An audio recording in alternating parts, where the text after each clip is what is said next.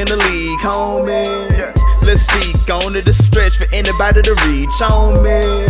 Just breathe on it, don't tell them, they gotta know it's me on it. Won't kick it on me and go for 3 on you. You couldn't guard me with the cleanest armor. I got it covered, D's Corner. I'm the top dog in the league. YouTube, how's it going? How's it going? Welcome back to another episode of D's Corner. I'm your host, D, and I got you locked in on all your NFL and football talk.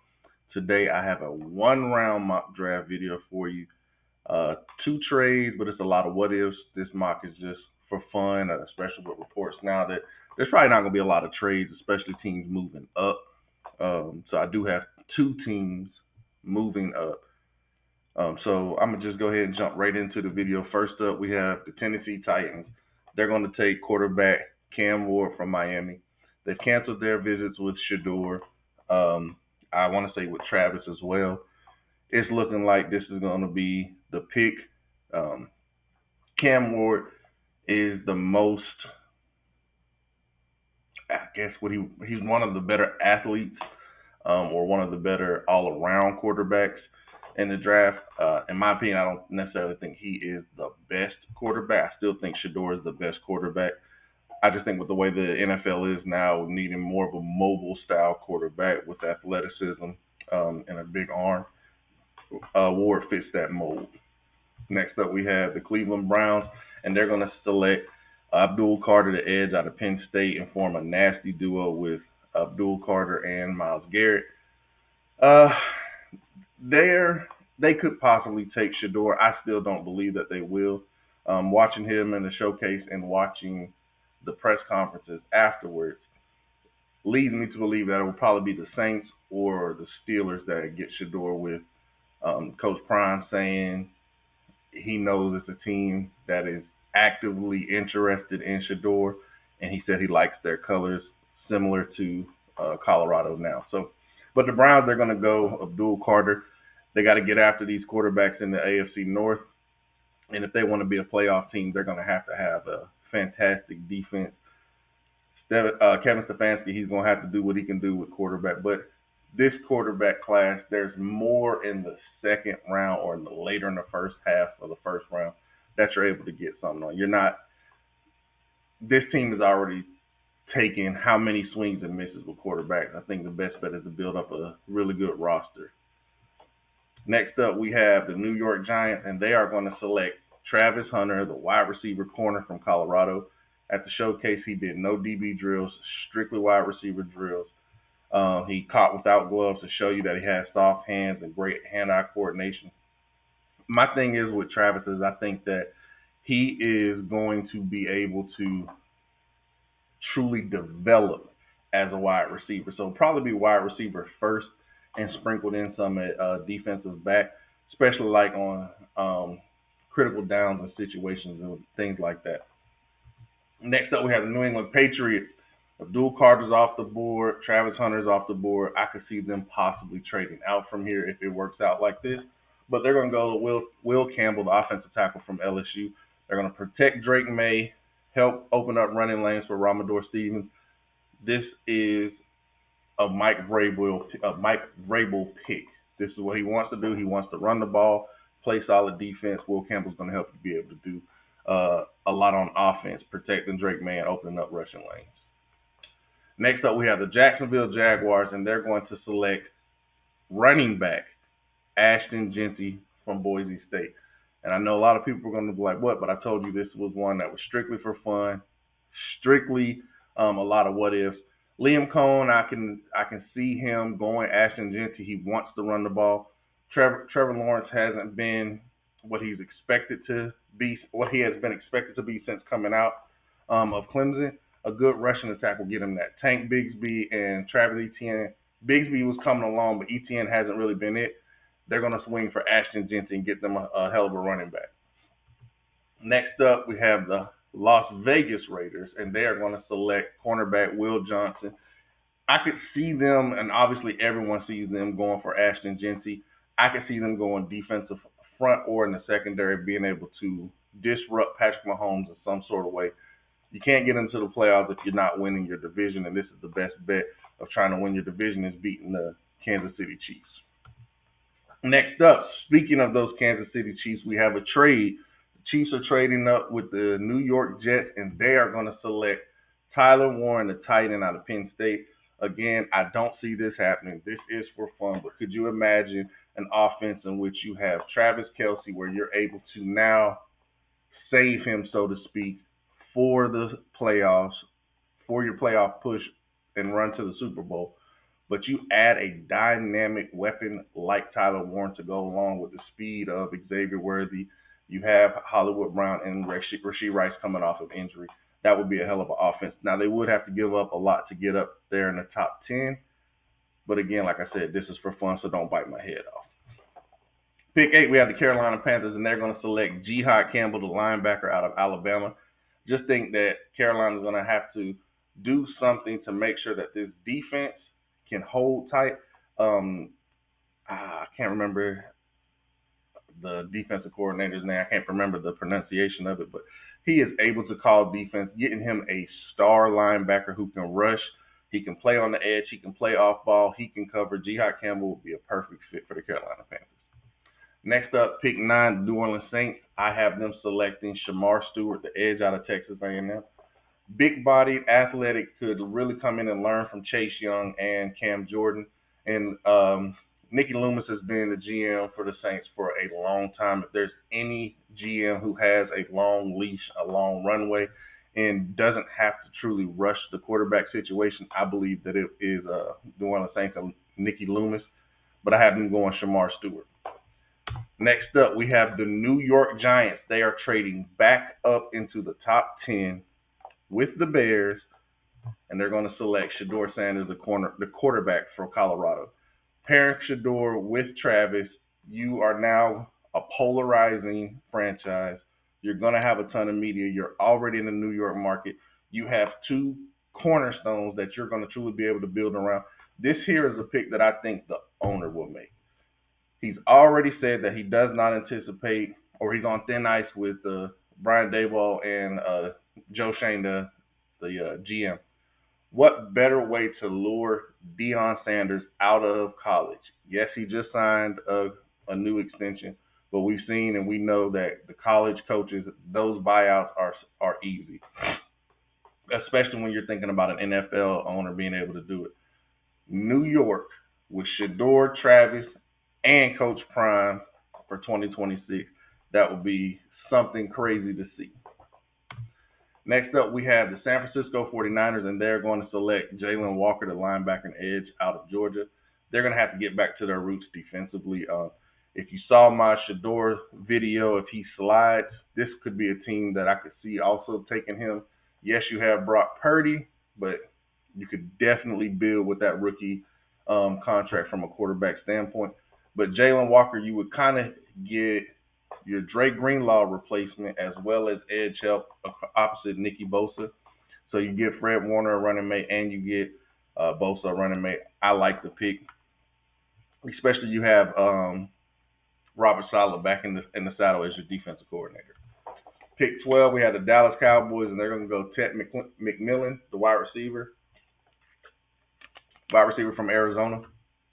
They're going to need a number 2, someone that can play outside, allow CD to move. I normally have been putting Matthew Golden here, and I believe that he will probably be the pick. I'm like 80% sure he'll be the pick, but I'm going somebody different here. Like I said, so trying to do a bunch of different what-ifs. Ted McMillan, big body wide receiver, gives Dak another a jump ball guy that he hasn't really had since Dez Bryant. Pairing him with CD, you picked up Javonte Williams and Miles Sanders in free agency to give you some sort of a rushing attack, but you do need weapons, and Ted is a huge weapon to have. Next up, we have the Miami Dolphins, and they're going to select Armin Membo out of Missouri. He is a right tackle. Teron Armstead just retired. They do have Patrick Paul from Houston who can play right or left. Now you have Membo who can come in and play guard or left tackle depending on the movement pieces that you have at your tackle position, but this definitely gives you more beef up front to help protect Tua. Next up, the Indianapolis Colts, and I have them going Tyler Booker, the offensive guard out of Alabama.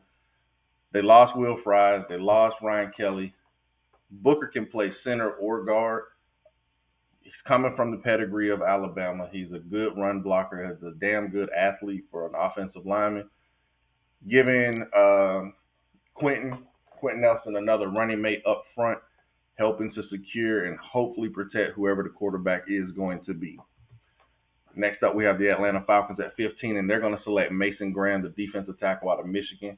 Raheem Morris knows how to work with a good, stout pass rusher. Mason Graham will come in and he'll play more of a defensive end. He won't be a D tackle. It'll probably be more of how Aaron Donald was used with the Rams. Not comparing him to Aaron Donald, but he's able to beat one-on-one blocks. He's quick. He's short. He's stout. He understands leverages. I really like Mason Graham with Raheem Morris and the Atlanta Falcons. Pick 16, we have the Arizona Cardinals, and they're going to select Mike Green, the edge out of Marshall. Yes, you re-signed Baron Browning. Yes, you went out and got Josh Sweat from the Eagles. But we know that Mike Gannon loves to blitz. He loves to not blitz. He loves to rush. He loves to get pressure on the quarterback, and Mike Green is one of the best in the draft. All right, next up is pick 17. We have the Cincinnati Bengals, and they're going to select Mykel Williams, the edge out of University of Georgia. He could possibly be replacing Trey Hendrickson. You would prefer him to be a running mate for Trey Hendrickson. Hopefully they'll get that contract situation handled. But if not, this is your backup plan. The Seattle Seahawks at 18, and they're going to select Matthew Golden, the wide receiver out of Texas. They have Cooper Kupp. They got JSN, but they're both kind of slot guys. Matthew Golden is a good wide receiver. He understands his route concept. And if you watch the tape with Texas, early on it was Isaiah Bond, but when Isaiah production was going down, the target started going to Matthew, and Matthew was balling out. Pick 19, the Tampa Bay Buccaneers. I have them selecting Walter Nolan, the defensive tackle out of Ole Miss. Now, this is a guy who there's immaturity issues that are now arising as we get closer to the draft. I could see him as a first-round pick, but he could also slide as well. Sometimes, you know, with how the draft is, sometimes the other teams are the ones that are shitting on you, are the ones that want you. But Walter Nolan will be a really good pickup with Kalijah Kancey and Vita Vea. With Walter Nolan, that's a nice, solid defensive front. The Denver Broncos, we have them selecting Emeka Egbuka, a wide receiver out of Ohio State. He could be a second-round pick or a first-round pick. He is comfortable being a number 2. He is not a diva. He's going to work, and he balls out. He has speed. He has good route running ability, good hand-eye coordination, good catch radius. This is a solid wide receiver and would definitely help out Bo Nix. The Pittsburgh Steelers at 21 will have them selecting Kelvin Banks Jr., the offensive tackle out of Texas. I'm not going to have them reach on the quarterback. It's looking like they're going to put all their eggs in the Aaron Rodgers basket, so your best bet is to protect him. Kelvin Banks gives you that opportunity. The LA Chargers, I have them selecting Colston Loveland, the tight end from Michigan. Harbaugh's getting him, one of his Michigan guys, but he's also getting Justin Herbert, a really good tight end. They don't have a lot of solid pass catchers and are going to need one. A tight end is the perfect fit for a young quarterback. Give him a security blanket. Pick 23, we have the Green Bay Packers, and they are going to select Derek Harmon, the defensive tackle out of Oregon. They're going to Devontae White is pretty much going to be a free agent after the season. You're going to need someone to possibly replace him. Harmon has come along out of nowhere since getting to Oregon, and he has produced. He's a big, solid man. This will be a good pickup for the Green Bay Packers.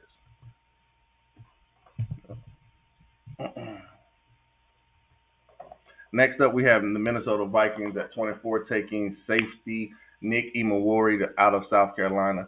Huge guy, huge need, and would definitely be a good pickup in Brian Flores' defense, who can come in and replace Cam Bynum or Harrison Smith. You already lost Bynum, and it's a possibility that this is Harrison Smith's last year as well. Beautiful pickup, and I think that match is perfect. Pick 25, I have the Houston Texans, and they're going to select Josh Simmons. You traded away Larry Tunsil. You did bring in Cam Robinson, but he's on a one-year deal. Josh Simmons is recovering from an injury, but it allows you to bring him in and sit him as a rookie. He can play if necessary. With Cam's ability to play guard or tackle, this just really gives you more options up front to protect C.J. Stroud. Pick 26, I have the LA Rams selecting Jahdae Barron, the corner out of Texas. I honestly believe Barron is going to go higher than this. He is the Thorpe Award winner, put on a show at the Combine. He can play inside, he can play outside. I like the match with him in LA with the Rams. Continuing to build on that young defense. They went and addressed the defensive front over the past couple of drafts. Now you get that secondary going. Jahdae Barron will be a perfect pickup for the Rams. Pick 27, I have the Baltimore Ravens selecting James Pierce Jr., the edge from Tennessee.